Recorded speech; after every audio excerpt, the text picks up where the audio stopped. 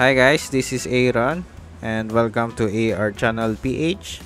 So for today's video, pakita natin yung parking within NBS College or National Bookstore College dito sa Quezon Avenue, Quezon City.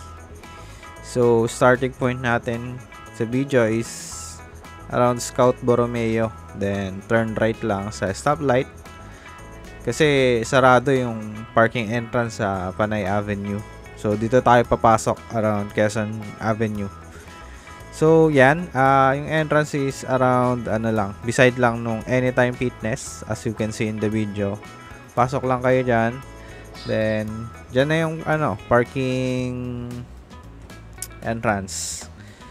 Base rate nila doon is 50 pesos. Then yung yung overnight parking di ko nakuha. I-comment ko na lang later pagkabalik ko. So yan, nakapasok na tayo. Kuha lang kayo ng card dun sa machine or antayin niyo yung guard. Kung di gumagana yung machine, antayin niyo yung guard. Bigay ng ticket. And then yan.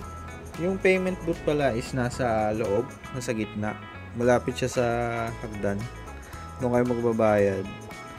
So yan guys, pag exit din naman kayo, dito rin kayo dadaan. Pero dun sa right side okay, dito sa pasalubong.